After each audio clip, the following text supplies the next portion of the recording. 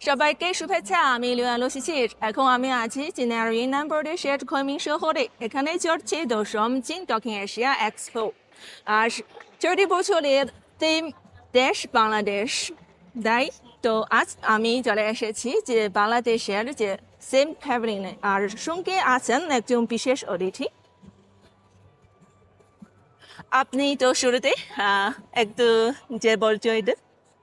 Hello, আমি জাহিদ হাসান। বর্তমানে চায়নার খুনমিং মেডিকেল ইউনিভার্সিটিতে মাস্টার্স অধ্যয়নরত রয়েছি। আজকে আমি ঘুরে দেখাবো আমাদের থিম কান্ট্রি হিসেবে আজকে আমরা পার্টিসিপেট করছি আমাদের খুনমিং চায়না এশিয়া এক্সপোতে।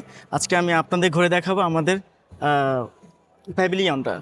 চলুন তাহলে আমরা তো দেখি যে এবার আমরা তো 360 বর্গমিটার বড় একটি প্যাভিলিয়ন পেয়েছি। আর দেখেছি তো মাঝখানে একটি মঞ্চ আছে।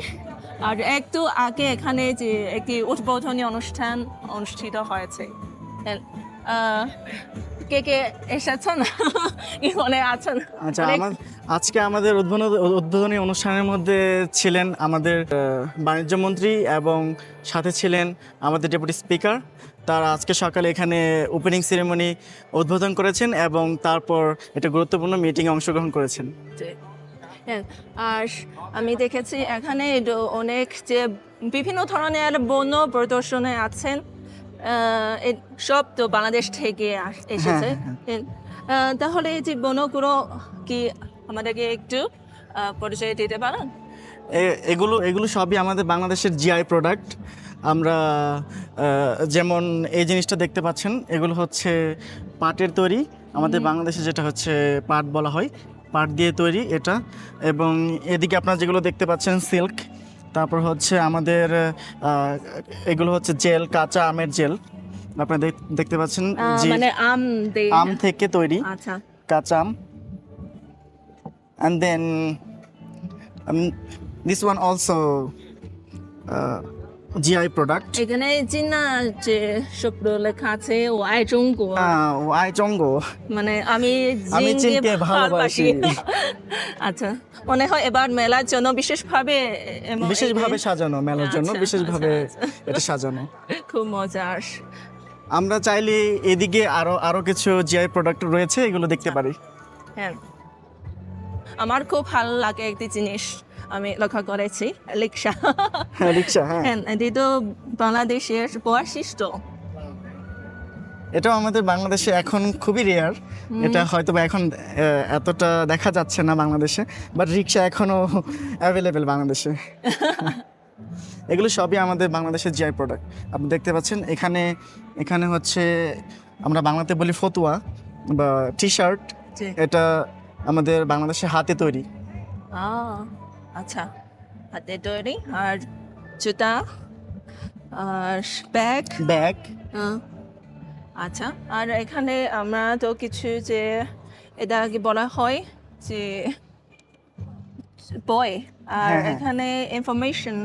এখানে আমাদের 10th চায়না সাউথ এশিয়া যে এক্সপোটা হচ্ছে সেখানকার সব কিছু এখানে আপনি দেখতে পারবেন। এখানে আপনি বইয়ের মধ্যে হচ্ছে এগুলো সব কিছু বর্ণনা করা রয়েছে আর কি।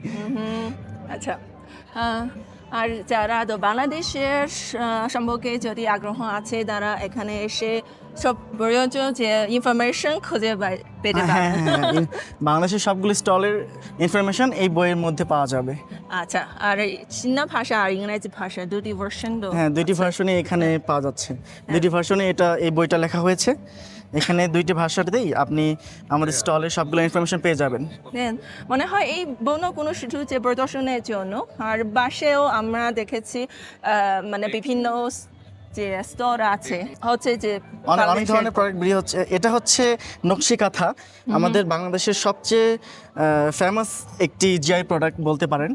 আচ্ছা, নকশি কাঁথা এটা খুবই সুন্দর এবং কারুকার্য দিয়ে নিজে হাতে বানানো করতে হয়, কোনো মেশিন ছাড়া। তো সেক্ষেত্রে এটা করতে অনেক সময় লাগে, নিজের হাতে বুনতে হয়। আচ্ছা।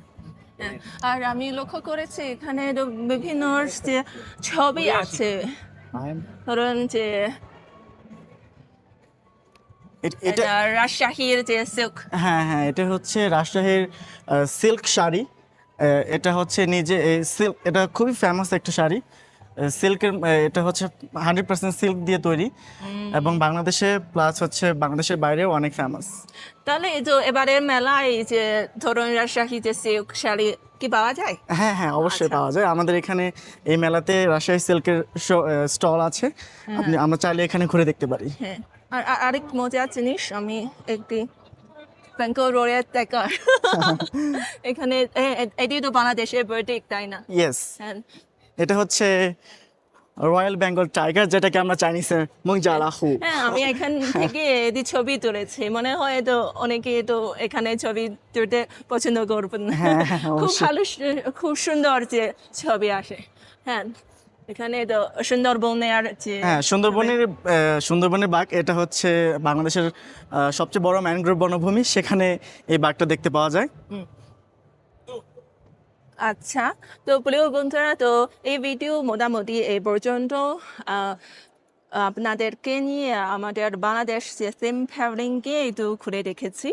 আর আমাদের সঙ্গে থাকবেন তো পরে ভিডিওতে আপনাদেরকে নিয়ে এই বাংলাদেশের বিভিন্ন যে স্থলগুলোতে আমরা আরও যে অনুসন্ধান করব।